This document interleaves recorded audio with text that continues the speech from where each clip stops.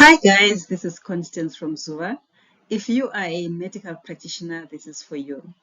Now, one of the most questions we get from our medical practitioner clients, in particular when they're starting up, is should we register as a sole proprietorship or as a personal liability company, which is commonly referred to in South Africa as an Inc., or a proprietary limited entity, which is normally loosely referred to as a PTY in South Africa. Because of the principles prescribed in the Health Professions Council of South Africa, which emphasize the issue of personal liability, the legal structure of a medical practice business is essentially limited to sole proprietorships, partnerships, groups, organizations, associations, and personal liability companies. A sole proprietorship is a business that is owned and operated by a natural person, which is an individual. It is the simplest form of business entity and doesn't have a separate legal persona or existence from its owner. Now, the owner must include the income from the business in their own income tax return and is responsible for the payment of taxes as well. Now, a sole proprietorship can operate under the name of its owner, or it can do business under a fictitious name. What are some advantages of a sole proprietor?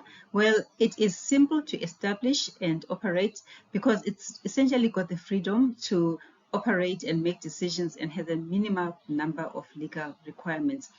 However, there are also disadvantages such as the fact that there is unlimited liability of the owner, between the owner and the company.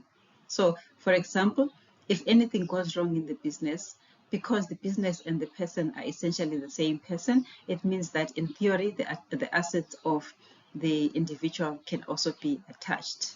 It also limits your ability to raise capital because of the issue of unlimited liability.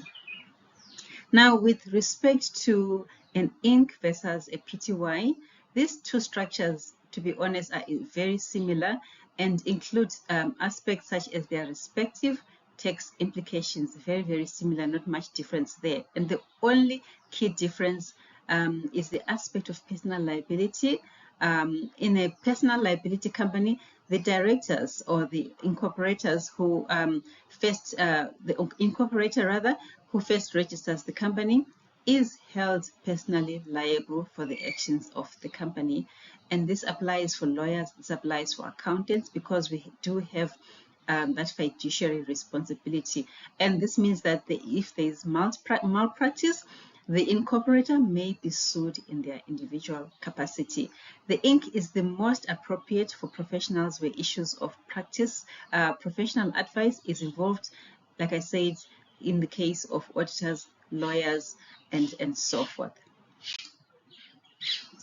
If you have further questions and you'd like to get in touch with us, please feel free to do so, and you may contact us on any of the platforms indicated. Otherwise, I hope it's been informative and I look forward to interacting with you. Thank you for now.